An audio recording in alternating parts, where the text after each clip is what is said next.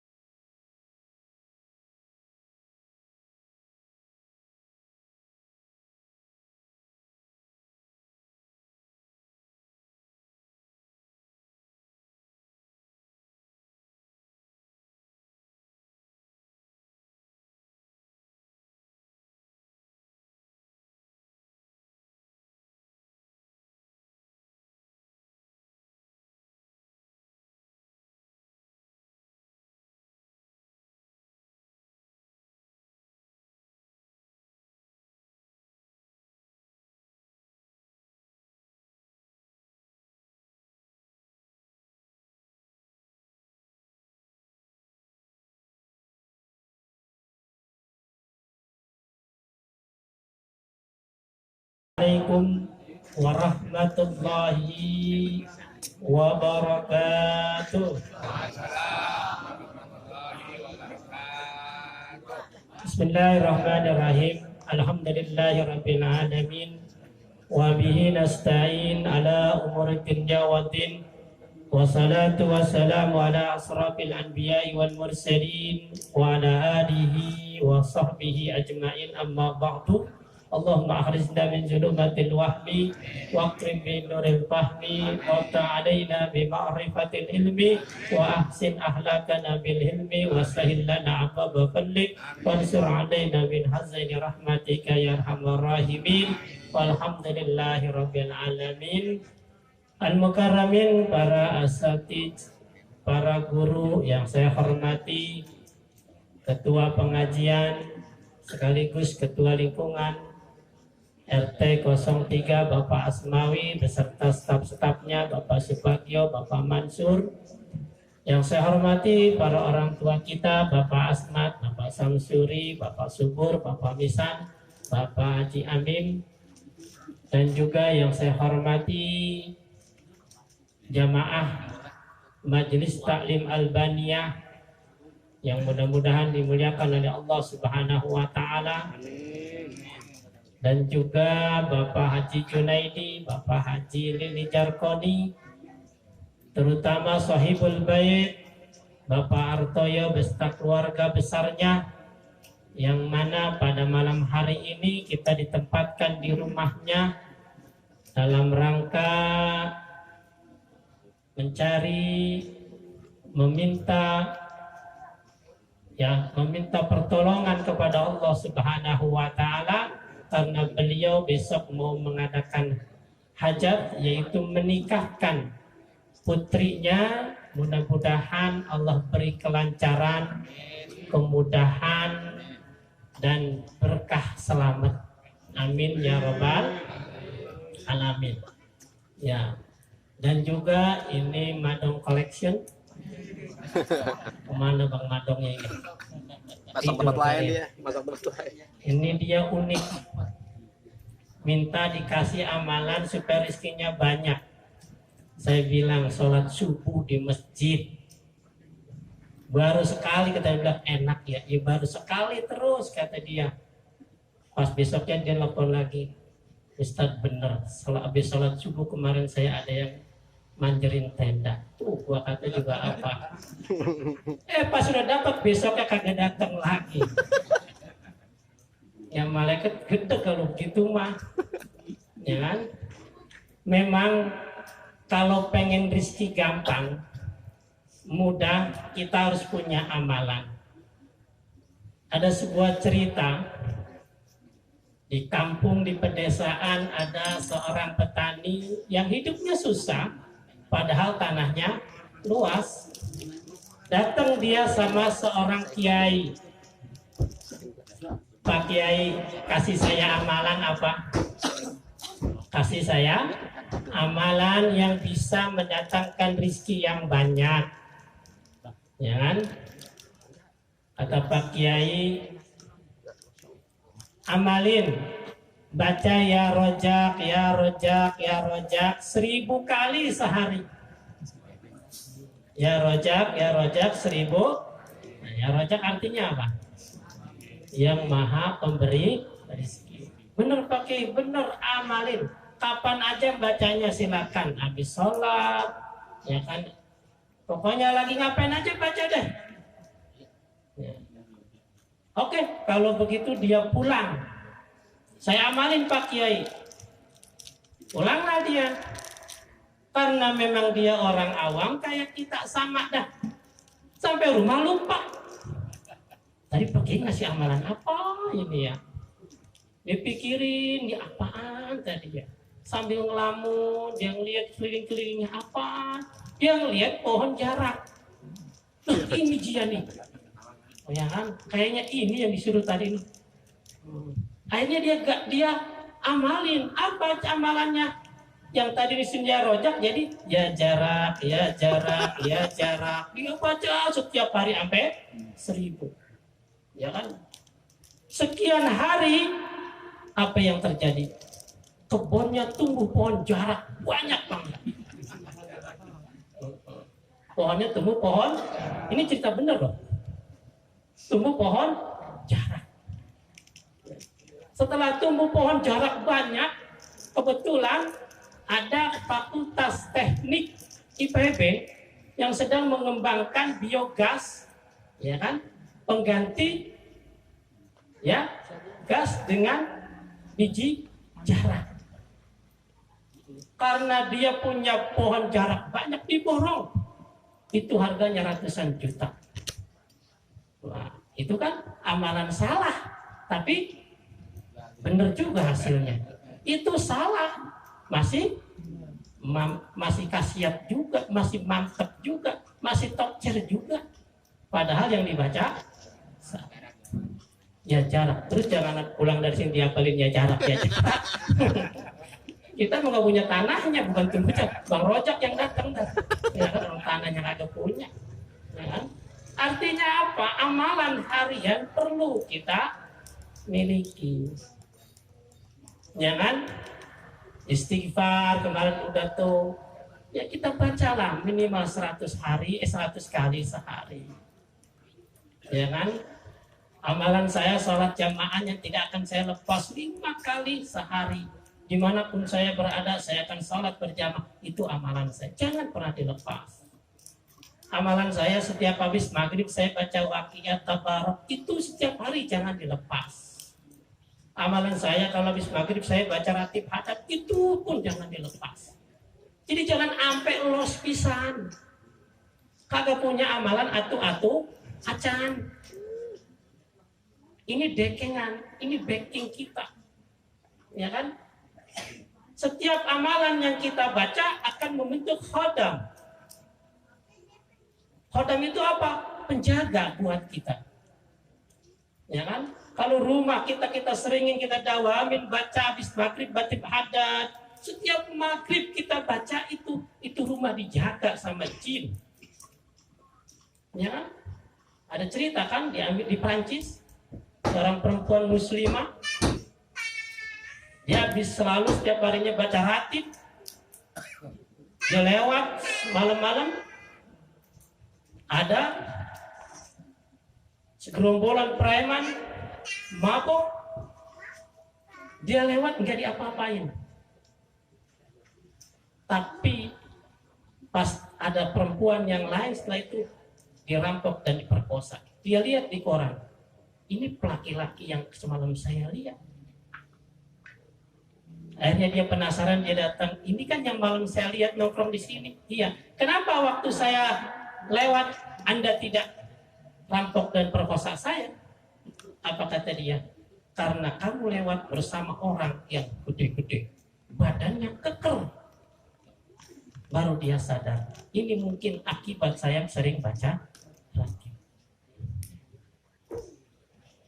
Ya, jadi pembacaan amalan-amalan yang sering kita lakukan setiap hari itu menjadi penolong kita. Nggak tahu kapan kita dapat musibah, kapan kita dapat bencana. Lagi naik motor kerja, buru-buru mungkin kepleset, kita jatuh, linting, mobil lewat, tahu-tahu kita selamat. Dari mana itu? Secara seharusnya kita tertabrak, tapi pada saat itu kita selamat.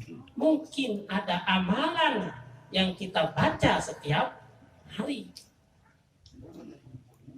Makanya saya harapkan kepada jamaah Albaniyah, punyalah amalan satu saja yang rutin, yang harus kita baca setiap hari, sekecil apapun. Saya kepengennya mampunya sedekah, ya udah setiap hari sedekah walaupun cuma 1.000. Ada kepada siapa saja. Malu sama yang gede, bocah kecil bagi duit 1.000 girang kagak? Seneng banget. Dek nih duit 1.000 baca jadi seneng. Ya kan? Itu jangan dikasih baju lili, penghinaan. Ya kan? Kasihnya ke bocah. Kasihnya ke bocah. Itu 5.000 ke siapa? Ke bocah aja. Ya kan? Itu amalan. Jadi mari kita budayakan amalan. Ya kan? Yang paling utama sering saya katakan habis maghrib sampai isya. Itu waktu mujarabah, itu waktu sama dengan Lailatul Qadar. Makanya maghrib sampai isya jangan ganggu saya. Kenapa? Khusus saya mengamalkan amalan-amalan saya. Sambil nunggu isya, saya zikiran, baca Quran, saya ngajarin anak-anak saya. Kenapa? Inilah modal saya. Nah, jadi kalau kepengen kita selamat, rezeki gampang, mari kita buat amalan, tapi ingat amalannya yang telah diberikan oleh guru. Nah, guru kita masing, jangan ngarang dewek, ya jangan ngarang dewek. Itu.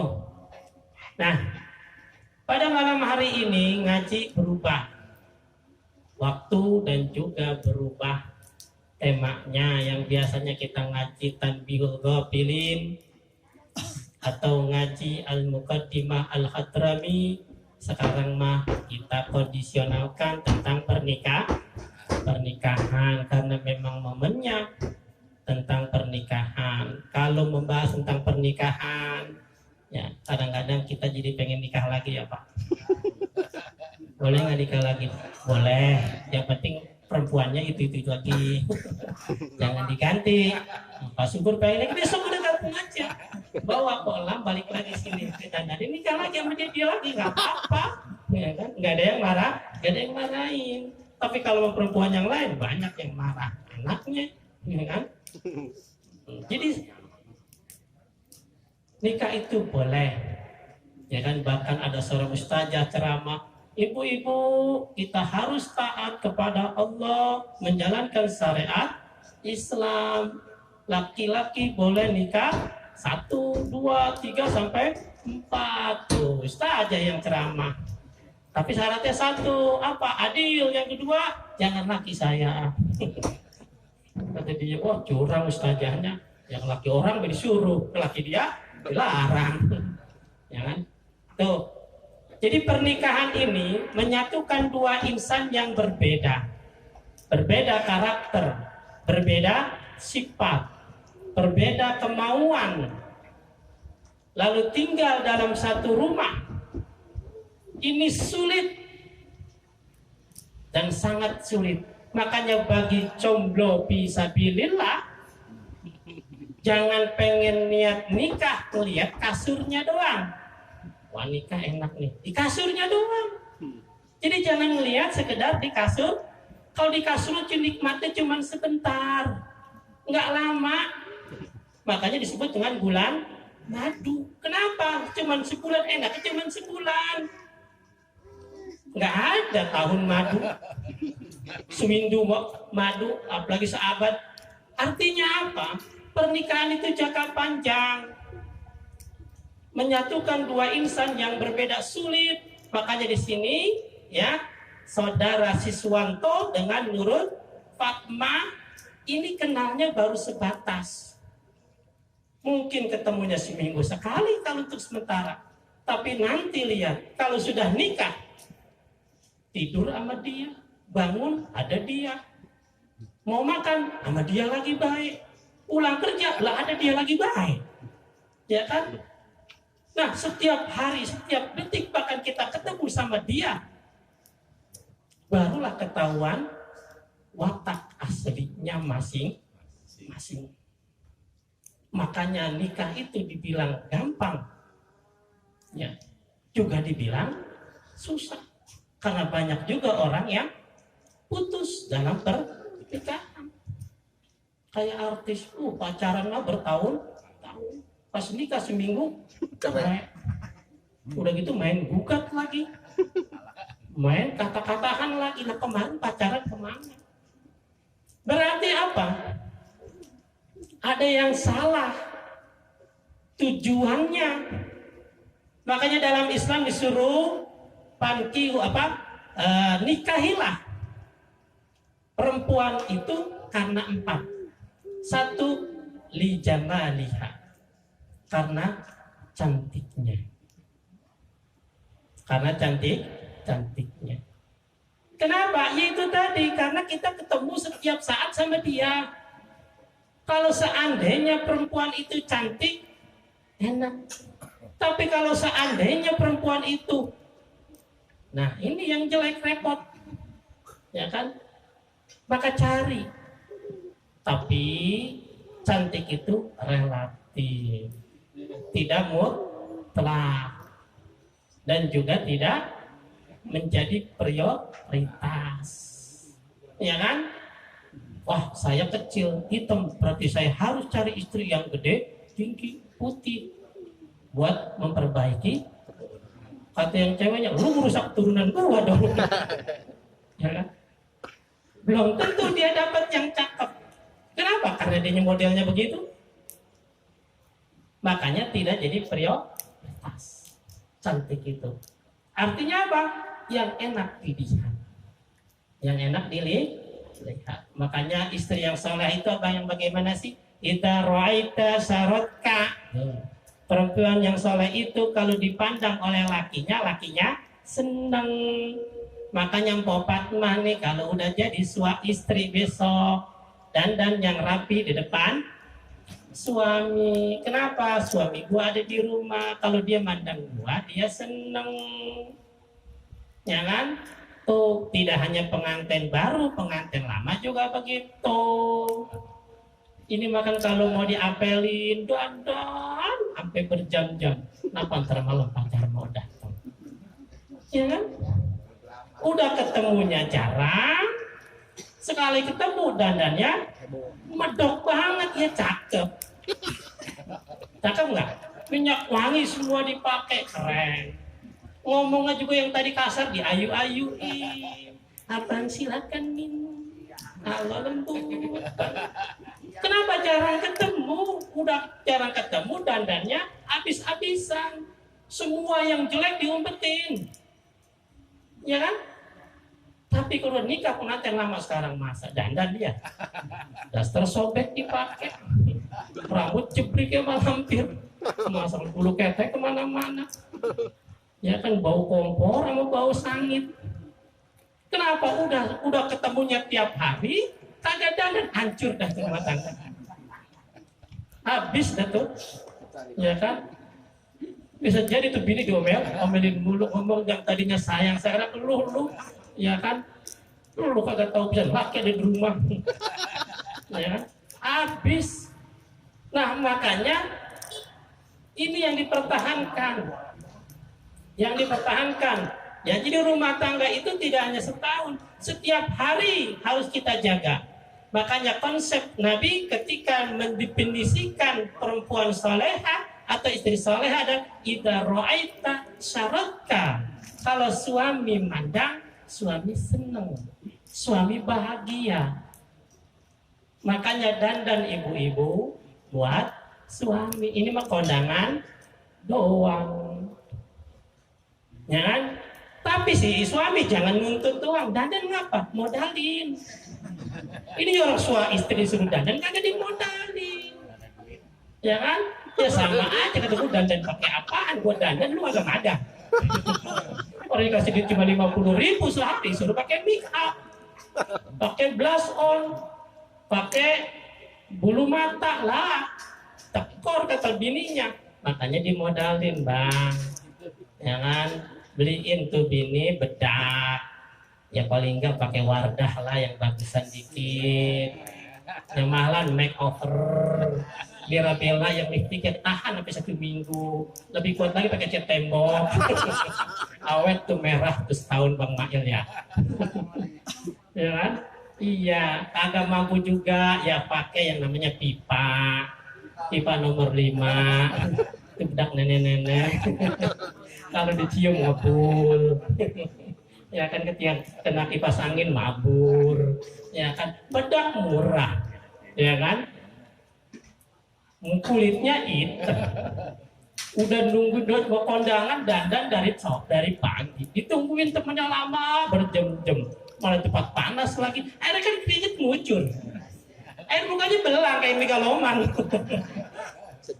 Pakai bedak yang murah, ya kan? Makanya kalau pakai bedak murah, bilangin bini jangan main di tempat panas, takut keringat ngucur. Kita jadi belang mukanya.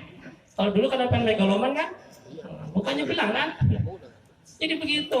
Pakai beliin tuh Bang Mail bedak yang bagusan, yang mahalan, lipstik yang bagus, ya kan? Ada Wardah, ada Marta Tilaar, cepuk tuh mahal tuh cepuk, ya kan? Mahal itu, ya. Modalin, ya. Jadi apa? Harmonis terus, bahagia terus, suami pun senang, ya kan? Jadi utuh rumah tangga. Walaupun istri kita biasa-biasa saja, tapi kalau dia pandai dandan, maka suami pun senang di rumah. Tuh. Jadi yang pertama, idza ra'aita syaratka. Jangan wa idza amartaha ata'atka, kata Nabi. Konsep istri saleha kalau disuruh sama suami taat.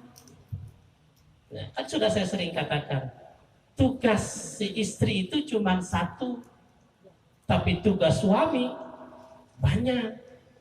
Yang nyuci kewajiban suami, masak kewajiban suami, nyari duit kewajiban suami, ngepel kewajiban suami. Istri cuma satu kewajibannya apa? Taat sama suami. Tuh, iya. Ketika suami pengen makan, kata suami, Neng masakin, maka istri wajib taat, masakin. Neng abang makin mau kerja, makin baju itu cuciin, ya wajib cuciin. Karena kewajiban istri cuma satu, apa? Taat. Nyuci kewajiban siapa? Suami. Ngepel kewajiban siapa? Neng, ntar teman abang mau main rumah kotor, sapuin yang ngepelin. Taat. Ngapu dan ngepel. Kan begitu. Nah, jadi istri yang salehah, ciri yang kedua adalah taat kepada suaminya. Makanya popatna nanti semuanya di nomor 2 kan. Suami diutamakan. Sampai orang tua saja kalah kan. Ketika ada kan ceritanya sangat populer.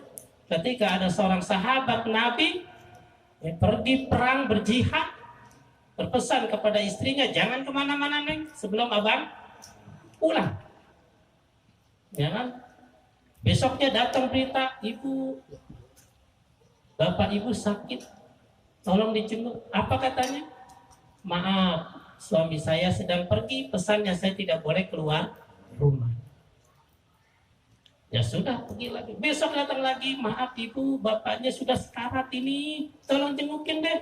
Maaf, suami saya belum pulang. Dan pesannya saya tidak boleh keluar sebelum dapat izin. Besok datang lagi, maaf, ini sudah meninggal dunia bapaknya. Jenguklah untuk terakhir kalinya.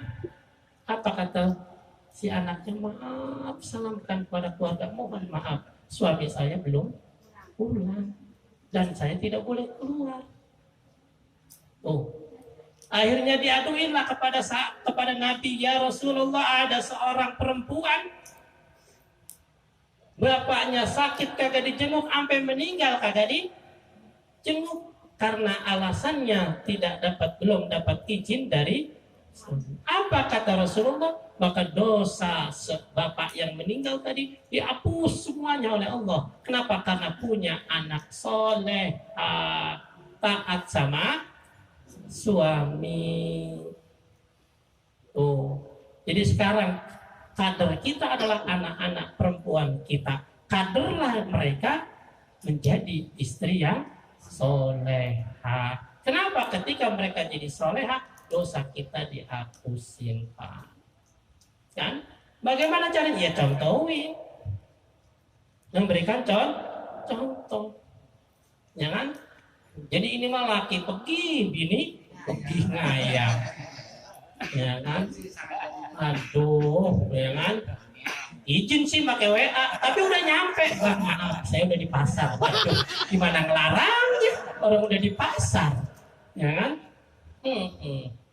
Ya sama, duit juga begitu bang, duit yang dilatih saya udah pakai, nah udah ngambil baik, ya kan, kagak dilarang, udah pakai, apa kata lakinya, udah dipakai mah, ya kan begitu, jadinya.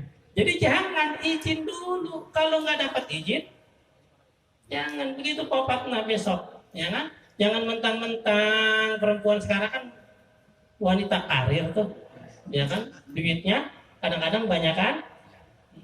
Perempuannya sama lakinya, nggak boleh nyuruh laki, lu ngepel, ya kan? Gua mau kerja, nah lu dunia terbalik ini, ya kan? Habis ini lu masak, ini Bang Mail bisa gitu, ya kan? Tuh motor tuh lu cuci, gua mau kerja, nah, wah bahaya yang begini nih, udah bahaya nih ya. Jadi ya kan, surganya si istri ada di suami. Ya kan, dalam kitab Tanbihul Ghafilin nanti ada di situ bab hak laki-laki, istri dan suami dan istri. Nah, ada sebuah cerita dialog antara Nabi dengan orang Badui. Apa kata orang Badui? Ya Rasulullah, saya ini orang baru masuk Islam. Saya baru masuk Islam. Saya pengen lebih yakin lagi kepada Islam dan kepadamu ya Rasulullah, buktikan apa yang kamu mampu biar saya lebih yakin beriman kepadamu. Nah, Rasulullah ditantangin begitu sama orang Badui. Nah, lu jual, gua beli, kata Rasul. Kalau mau kamu apa orang Badui? Dia pikir, oke, kalau begitu, kalau kamu seorang Rasul, itu kan di sana ada pohon, no. kamu panggil tuh pohon, suruh datang menghadapmu. Begitu. Ya, kalau kamu bisa, berarti saya yakin betul kamu adalah seorang rasul. Kata itu Nabi, sekarang begini, kamu panggil sana, paranin tuh pohon, bilang, salam dari saya suruh kemari. Orang Baduy pikir apa pohon itu? Dibilangin, wahai pohon, dipanggil sama Rasulullah. Apa yang terjadi? Itu akar mulai bergerak. Ngangkat kiri, ngangkat kanan, ngangkat depan, ngangkat belakang. Ya kayak orang mau jalan gimana sih kalau kita nyabut singkong kan? Enggak langsung nyabut kan? Nah, kiri dulu atau kanan dulu, belakang, depan, udah oblak baru jalan naik ke atas. Itu pohon datang menghadap. Assalamualaikum, pohon ngomong. Apa kata orang Baduy? Masya Allah. Oh sudah. Ya Rasul, saya udah yakin sekarang. Akhirnya pohon disuruh balik lagi. Apa kata itu orang Baduy? Ya Rasulullah, izinkan saya mencium tanganmu, mencium kakimu, dan juga mencium kepalamu. Diizinin sama Rasulullah. Silakan. Saya sekarang yakin. Dan saya kepengen sujud kepadamu. Wahai Rasul, apa? Jangan kau sujud kepada selain Allah. Sujud hanya buat Allah. Nah ini juga nih banyak kita nih kadang-kadang main sujud.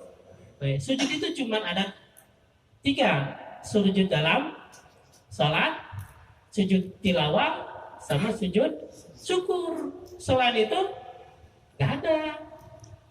Ya kan? Ada orang habis sholat, assalamualaikum, doa, dia sujud apa itu? Nggak tahu, nggak jelas. Sujud itu cuma itu kepada selain Allah tidak boleh. Apa kata Rasulullah? Kalau seandainya Allah mengizinkan makhluk sujud kepada makhluk, maka yang akan kuperintahkan adalah istri sujud di depan suaminya. Tanda bukti bakti kepada suami. Karena nggak boleh tetap Allah pakai. Tuh, jadi si istri suruh sujud kalau seandainya ada sujud selain Allah. Artinya apa? Si istri harus benar-benar sepenuhnya yang melayani suami. Selagi bukan maksiat kepada Allah. Ya. Itu konsep yang kedua.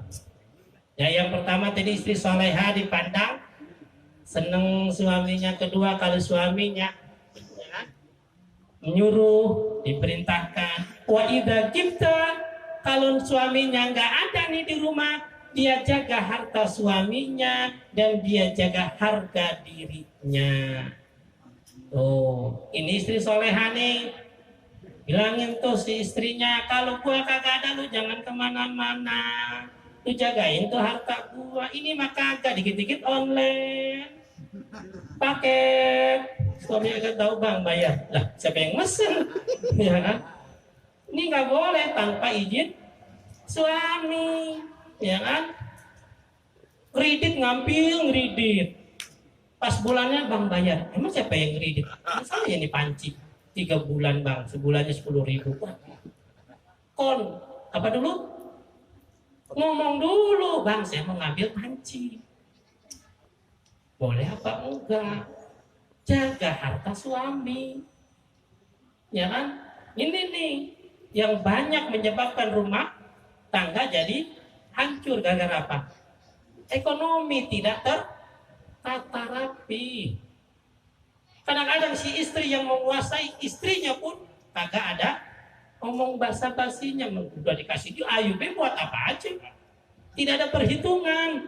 Akhirnya suaminya mepet ditinggal itu. Hancurlah rumah tangga. Ya? Jadi sekecil apapun dibicarakan.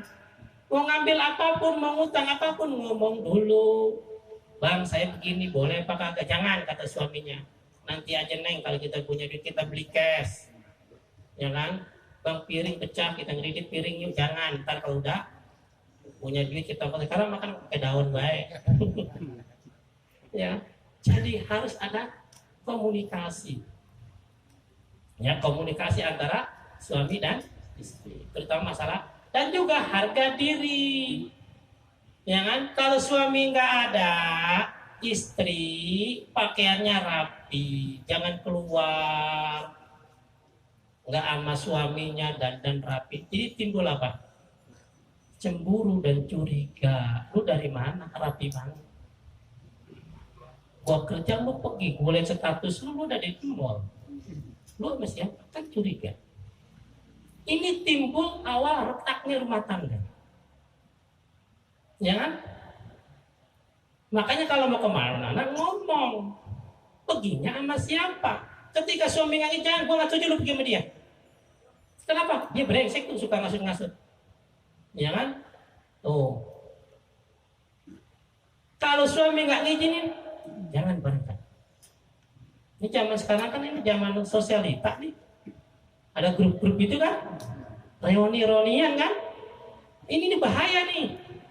Ini bisa cilok ini. Cilok apa lu, Dok? Cinta lama bersemi kembali.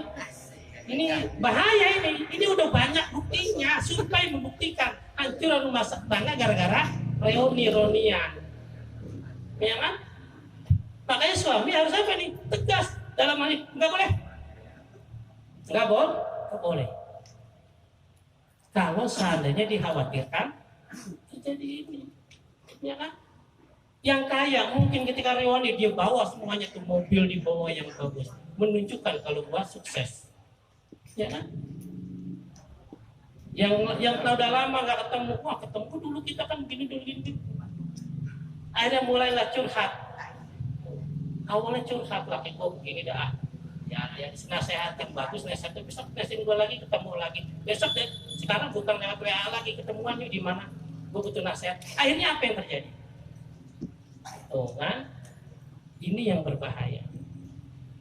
Makanya sebagai suami melarang kalau ada indikasi, dan si istri pun harus mengerti. Ya, nah, makanya HP dibatasi, jangan menimbulkan kecurigaan. Nah, HP jangan dikunci, si istri maupun suami, biar suami bisa lihat. Si istri juga bisa ngecek gitu. Kalau dikuncinya rapot banget, curiga entar, ya kan? Ada yang telepon, namanya siapa? Anita. Waduh, siapa Bang Anita ini? Oh, Anita itu tukang bata. Kabar-kabar ngutang bata jangan diangkat. Ya kan? Ada Bang Mel pinter, orang waduh dia namain laki. Ya kan? Ya, nah, jadi si perempuan, istri yang saleha, kalau lakinya nggak ada, dia jaga martabatnya, ya kan, kemaluannya dia jaga. Yang kira-kira suaminya nggak seneng dia nggak lakukan, reuni dia nggak ikutan, ya kan, grup-grup semuanya yang tidak ada manfaat dia tidak ikut. Kenapa suami saya melarang? Ya kan, dia tidak boleh pergi dengan temannya yang kira-kira membawa madarat, yang suka pergi ke mall, yang nongkrong di sini minum kopi di kafe, tidak. Dia tidak ikutin. Berarti itu istri yang soleha. Ya kan? Istri kita orang baik, taat sama kita, tapi temennya ngaruhin terus sekali-sekali keluar apa maupun apa sih, yuk kita ke kafe. Sekali enak, besoknya terus bahaya. Kita nggak izinin, besok pergi dewe. Nah, ini yang bahaya. Ya, makanya popatna jangan pernah memaksakan diri menuruti kemauannya. Ya, kalau suami tidak boleh, jangan. Kalau si istri kabur pergi tanpa izin suami, selama itulah dia dilaknat oleh malaikat. Bahkan satu keterangan yang mengatakan sholatnya tidak akan pernah diterima. Tuh, jadi seorang istri yang keluar rumah tanpa izin si suami, maka selama itu dia sholat, dia tidak akan pernah diterima sholatnya. Nah, tegaskan kepada istri kita, ya. Itu. Jadi konsep istri salehah yang pertama, dia kalau dipandang suaminya senang, kalau diperintah dia taat, kalau suaminya nggak ada, dia jaga harta suaminya dan juga dia jaga harga dirinya. Ya kan? Dia tidak mengundang orang yang suaminya tidak senang. Itu. Ya. Nah, terakhir buat Bang Siswanto dan Nurul Fatmah Hartoyo, ya, nikah itu harus diluruskan niatnya. Ya kan? Ya, nikah itu harus benar-benar lurus karena Allah.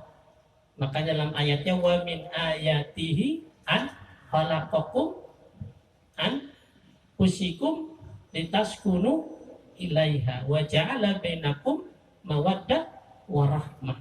Jadi dari tanda-tanda kuasaan.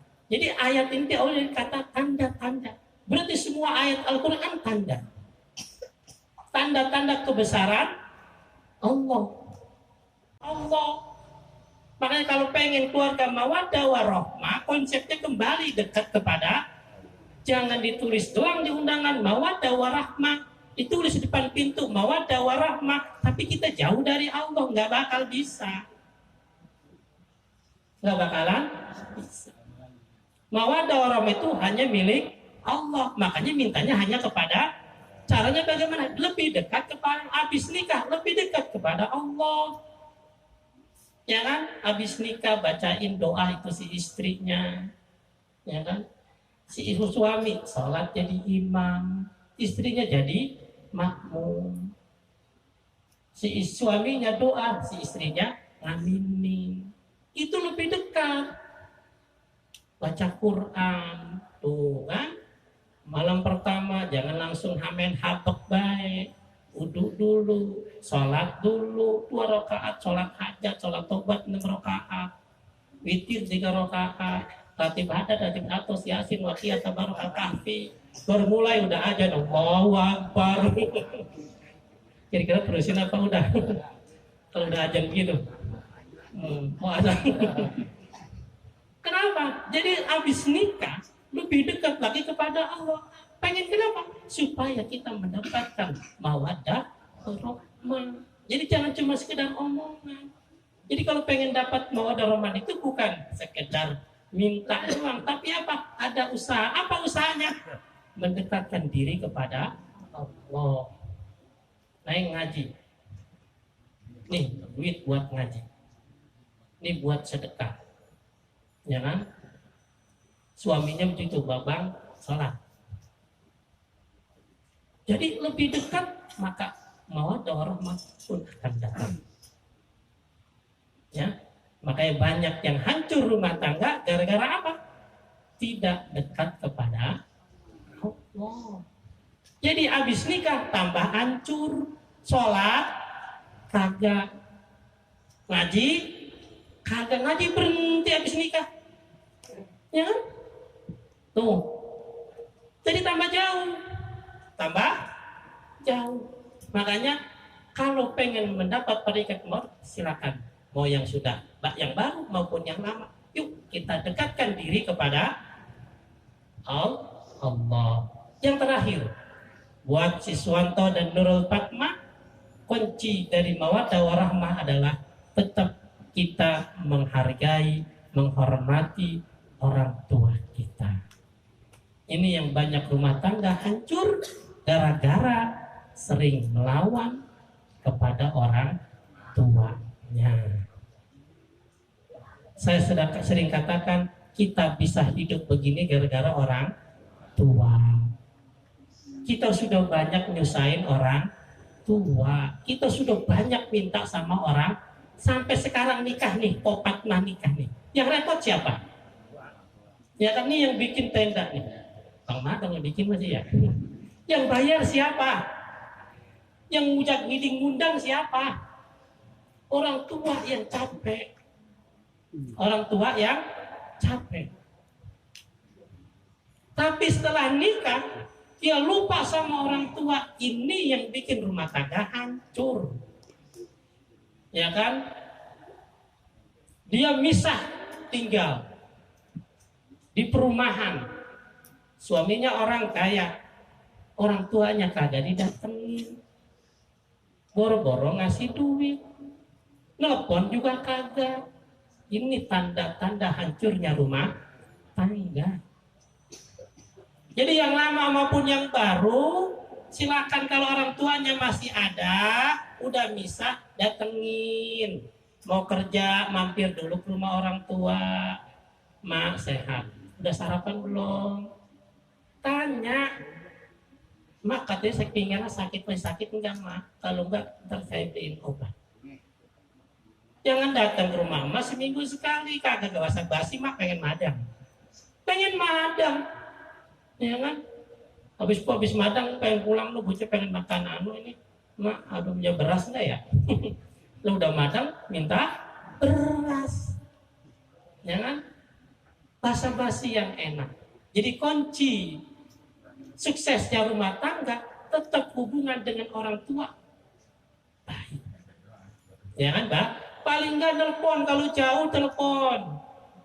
Telepon nggak bisa, Ma hari ini saya nggak bisa sempat mampir ya Ma ya. Pak nggak sempat. Ya karena ada urusan insya Allah besok. Tuh.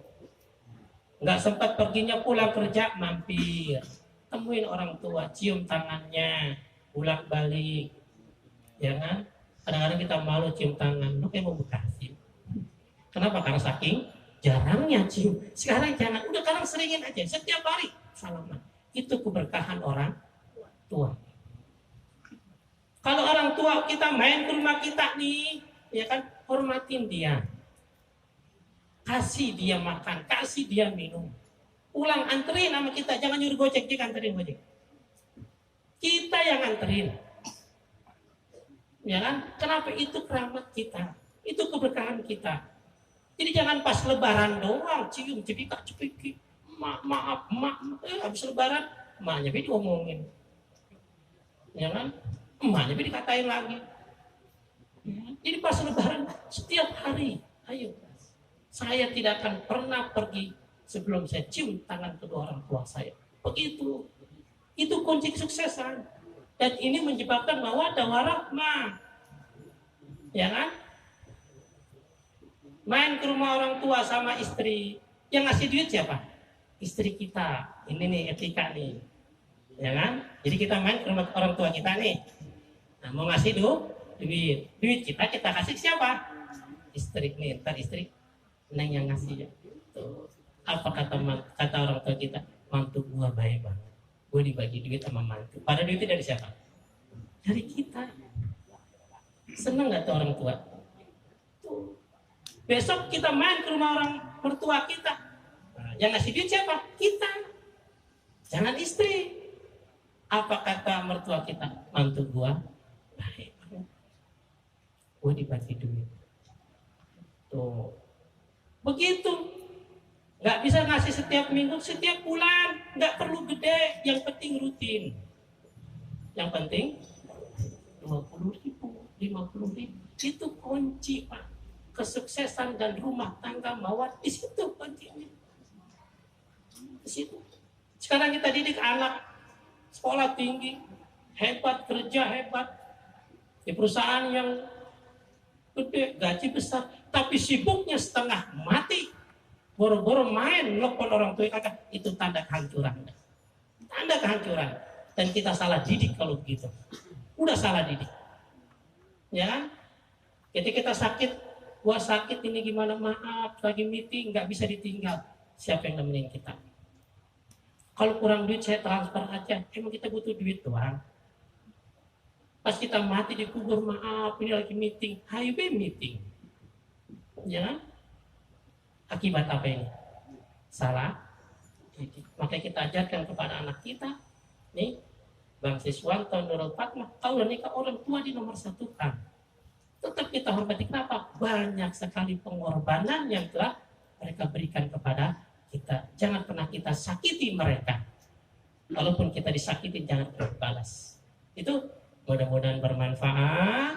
Ya kan, pada malam hari ini kita doakan nih Bang Siswanto Nurul Fatmah yang besok akan nikah, mudah-mudahan lancar, jadi keluarga sakinah, mawaddah, warahmah, dikasih keturunan yang salihin dan salehah, dimurahkan rezekinya Bang Pak Toyo, juga biar tambah berkah, usahanya biar maju kita semuanya yang hadir pada hari ini nih, ya biar sehat panjang umur selalu dalam taat kepada Allah Subhanahu wa taala. Yang belum punya pasangan biar cepat dikasih pasangan yang salihin dan salehah, yang belum punya keturunan biar dikasih anak yang banyak, yang sudah punya anak biar jadikan anaknya yang salihin dan salehah, biar pada rajin ibadah, dikasihkan ilmu yang banyak, berkah manfaat dunia wal akhirah. Yang punya hajat biar Allah kabulkan hajatnya, dipatuhi besok hajatan, biar berkah, biar terang, biar tamunya banyak.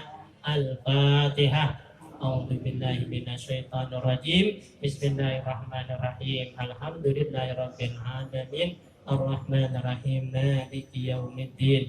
Iyyaka na'budu wa iyyaka nasta'in. Ihdinas siratal mustaqim. Siratal ladzina an'amta 'alaihim ghairil maghdubi 'alaihim waladdallin. Amin. Mohon maaf dari saya sekian. Wabillahi taufiq wal hidayah. Assalamualaikum warahmatullahi wabarakatuh.